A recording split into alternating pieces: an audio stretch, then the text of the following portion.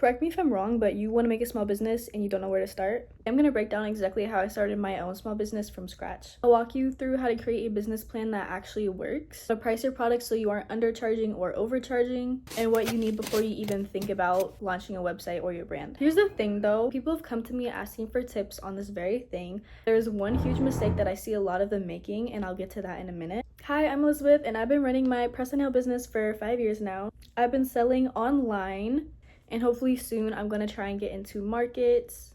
I've also been growing my social media for these past 5 years. I've made all the beginner mistakes so that you don't have to. So if you want, you can grab a notebook and take notes while I give you all these tips and tricks. So the first thing we're going to talk about is your business plan. I actually have mine pulled up on my notes app. Now I could sit here and tell you all of these stuff that Google recommends that you do to start a business, but you could just Google that yourself. I'm going to tell you specifically what I did. So for my business plan, the first thing I had was a description of my business. I was just describing what I would do and the service I would be providing for my customers. I also mentioned the name of my business, and I made a little logo and just inserted it right there. I handmade all of my logos and my business card on Adobe Fresco. If you want a tutorial on that, please let me know and I'll do it. But yeah, it was all digital. The next thing in the business plan was the audience. You want to make sure you know the audience you're targeting. However, after running my business for so long, I realized that your audience kind of finds you. If you try so hard to target one specific group, they might not always come towards you, and then you're kind of stuck in this box that you put yourself in. So it's good to keep in mind a broad idea of what you would like your audience to be, but a lot of the times your audience is kind of just going to choose you. So that's why I always say when you start your business, make sure it is something that you love. For example, I really love doing long nails, and I love doing very girly, cutesy nails. If I start making nails that are short, dark colors, but it is what's trendy right now, I'm going to attract the wrong crowd. I'm going to end up getting orders for those kinds of sets, which nothing's wrong with those sets. It's just not something I enjoy making. And then I'm going to be stuck in doing something I don't love. Whereas if I put out work doing stuff that I love doing, then I'm going to eventually attract the people that also love those things. And then I won't be stuck in a situation where I'm not happy, and my customers will be happy. The next thing I had in my business plan was a list of all the supplies that I would need to start out. Please, please, please, please don't overdo it when you're first starting out. This was literally everything I needed just to start practicing, just to start getting maybe 1 or 2 orders out there, nothing crazy at all. If you want me to go more into depth on that, I can, not for this video. And when I was trying to figure out what kind of business I wanted to do, I did this process actually for multiple different kind of industries. So I know I was thinking about doing resin. What else was I thinking about doing? Clay charms, and then press on nails. And the way I chose to press on nails is by looking at the finances. What would take the least amount of money to start? After that, I started thinking about my packaging. Once again, I made a little example of how I wanted my packaging to go. Here's a little diagram I made of how everything would fit into a package. Don't forget about business cards. Don't forget about packing slips or stickers or informational cards that you may put in your order. And then, like I said, think about how it's all going to fit together. Now that you know the packaging situation, you need to figure out your shipping situation. So my stuff, I very well could put it in a box. I love how boxes look for other small businesses. It looks very chic and put together, but I know that takes a lot of shipping costs. And I don't want my customers to have to pay that much shipping for a set of nails. Maybe if it was clothes or something, I would do a box.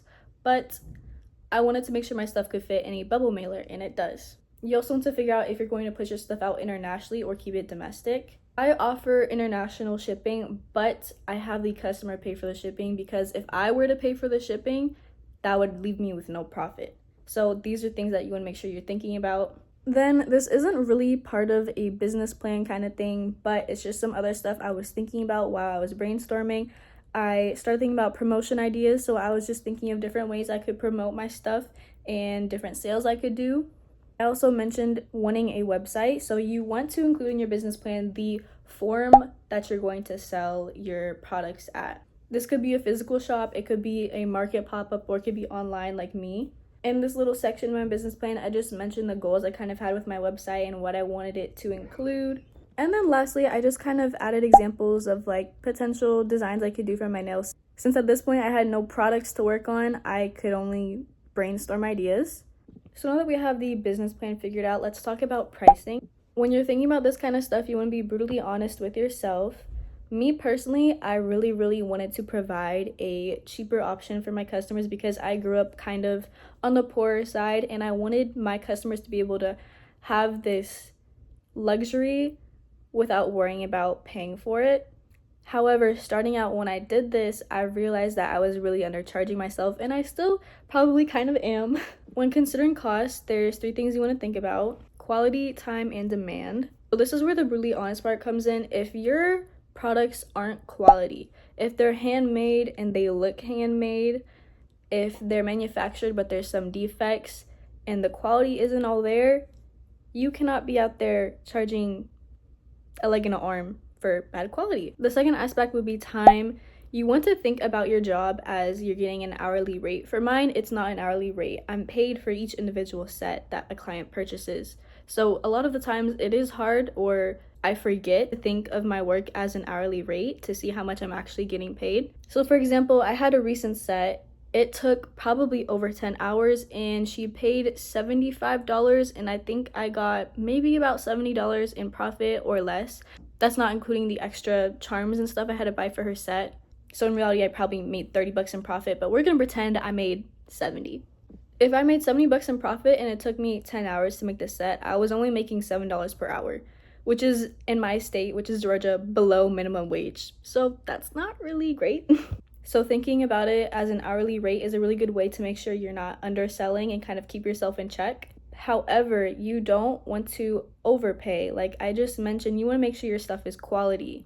Your stuff can be amazing quality, but let's say you're taking 20 hours to make something that's 9 out of 10 quality when someone else could be making that thing in half the time and it's still the same amount of quality.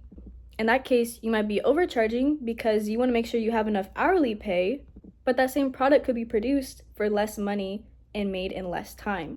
So that's when you want to make sure you are perfecting your craft and producing your materials most efficiently in the least amount of time as possible. The last aspect you want to think about in pricing is demand. So with me personally, my industry is very saturated. There are thousands of press-on nail artists, there are thousands of nail techs, there are even so many drugstore options. It is a very saturated business. The demand is high, but the supply is even higher.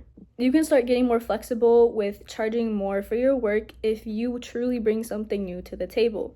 So for me, for example, if we're thinking about the nail industry, the way press-ons, custom press-ons are different than regular store-bought press-ons is that it can be extremely customizable to what the client wants. I can have their favorite color, I can throw on a picture of their loved one. You can't get that at a drugstore.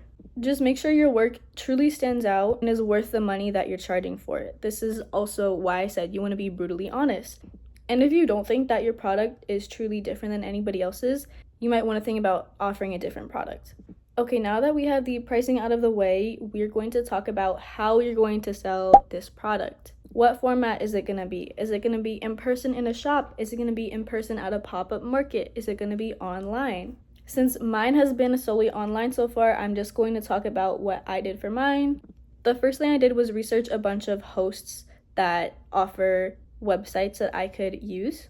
So for example, Etsy, Big Cartel, which is what I currently use, Shopify, places like that, they give you templates for websites that you can make it your own. You could also just straight up code a website from scratch if you have those skills. I do not, but that's another option you can do. What I was looking for when I was searching for a website was the prices. So Etsy, I think they take a certain percentage. Big Cartel, it is a flat rate, and Shopify I also believe is a flat rate. I would have loved to start off with Shopify, but Shopify is really expensive. This is one of the mistakes I told you about earlier that I see people making. I have a friend, he started a business and it was a clothing brand. Right off the bat, he started with Shopify before he even had any kind of marketing, any kind of clients, any kind of product even. He started with Shopify, and I think that was one of his number one mistakes. Because he was telling me that the reason his business kind of went down is because they were spending so much money to produce the clothes for the website and they weren't getting any profit back. That's why I mentioned earlier it is so important to not overpay for your beginning materials. Don't get me wrong, Shopify is an amazing website, but starting out you do not need all of those features. That's why I prompted for Big Cartel. And the reason I chose Big Cartel over Etsy at the time is because I didn't like the idea of them taking a percentage. I didn't really know how it worked, and I didn't want to know how it worked. I just personally felt safer with a flat rate. And Big Cartel, they actually offer a free option. If you only have 5 products up on their website, they don't charge you anything for it. So I was like, okay, say less. I'll just have a free website host, and until I have enough money, I can start getting their better plans that cost a little bit more money. Fun fact, I'm actually using their free website option right now because I used to sell a bunch of different pre-made designs, so I had many products on my website. Now, since I'm more busy with school, I just offer custom sets, so I only need 1 or 2 products on my website right now. So I have a website for free. It's great. I love Big Cartel. After you have your situation figured out with the way you're going to be selling your stuff, you want to think about your branding. So earlier I showed you in my business plan, I actually had pictures that I included of the packaging I wanted to have and the business cards that I was going to have. Fun fact, I was actually on a camping trip when I was doing all of this. I was bored out of my mind. There was nothing to do. We were just sitting around by the lake all day for a couple of days. And I was fiending for some entrepreneurship. So I just started designing branding, because what else? I didn't have anything else to do. So I just sat there on my phone and I drew a bunch of branding ideas. I thought about my packaging, my business cards, my logo. Those are the 3 main things I started off with, and that's what I think you should start off with as well. Later on, you can think about more stuff, like if you want to do a shop, you can think about the banners you want, all those other extra things. But when you're starting off, I think those 3 things are just most important right now.